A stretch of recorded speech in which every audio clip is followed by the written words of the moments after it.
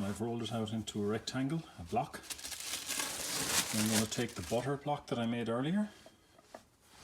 I'm going to put the butter block, you can just see it there, over half the width of the dough. I'm going to fold over. Okay, so I'm just going to roll it a tiny bit more. It's just a little bit on the short side, so I'm just going to stretch it out.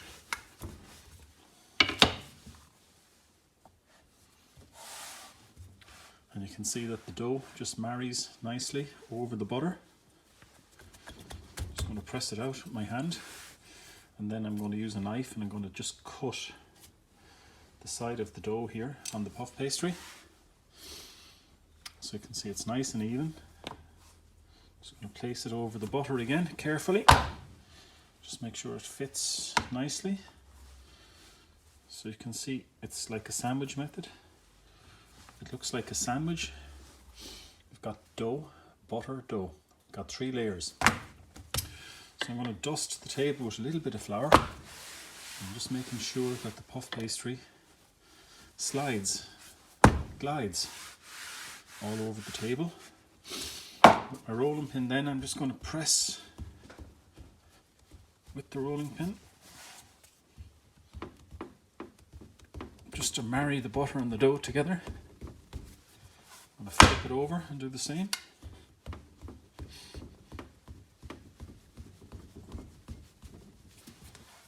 So at this stage you can see we have we've 3 layers. We've got dough, butter, dough. So that's equivalent to a French lock-in, except I don't have excess dough on either side. And I'm going to just roll this out together by hand. Flipping it again just to make sure it's not stuck. I'm creating 3 nice layers. I'm elongating the dough and the butter together to form what we call pastry.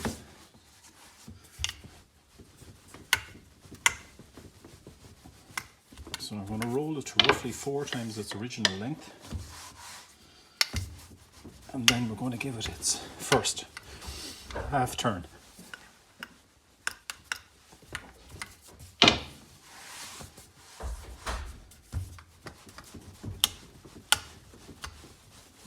So there's a bit of work. Important with your rolling pin, put your hands over and get the weight of your shoulders behind the dough. It just helps when you're rolling it out. So I'm going forward and I'm coming back. I'm keeping that as straight as I possibly can. At the other side. So I'm going to flip it over. Do the same.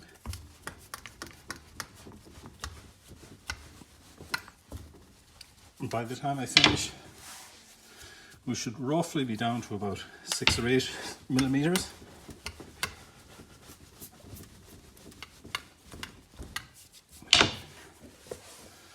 I'm looking for a target of about 5 millimeters when it's rolled.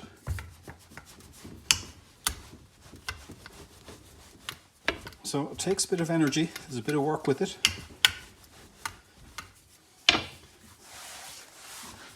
We're nearly there.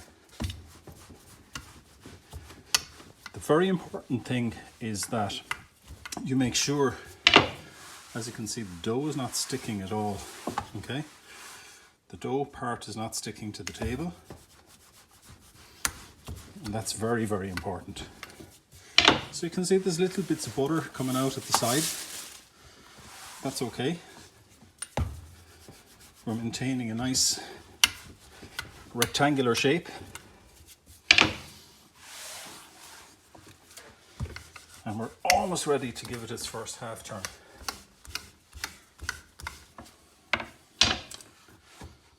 So at this stage I'm going to fold in 1/3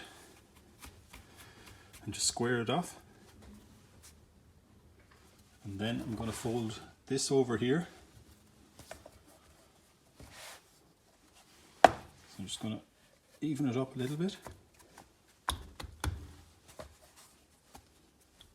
It's a little bit short here. So I'm just going to roll that out a small bit. Don't worry about the little bits of butter sticking out at the moment. I'll show you how to incorporate those. So I'm going to take a French knife and I'm just going to cut nice and straight. And I'm going to move the pastry back a little bit. I'm going to slot this a little bit in here. And fold it over. So you can see now we have our first 3. Okay. And that's 1/2 turn. So we've given it a lock in, so it has 1 lock in and it has 1/2 turn. And we mark it with our fingers. So that means if somebody else is helping in the pastry kitchen, you're able to just look and see exactly how many half turns have been given to the pastry. So looking at this, we know there are 2, okay? So once again, I've just sheeted the pastry down to around 5 millimeters, and I'm going to give it its second half turn. So it's got a 3 lock in, it's got a half fold, which is a 3, and this is the third one. So I'm going to fold this over here, roughly a third, and fold that over roughly a third. So I just want to check and make sure that it's married up properly.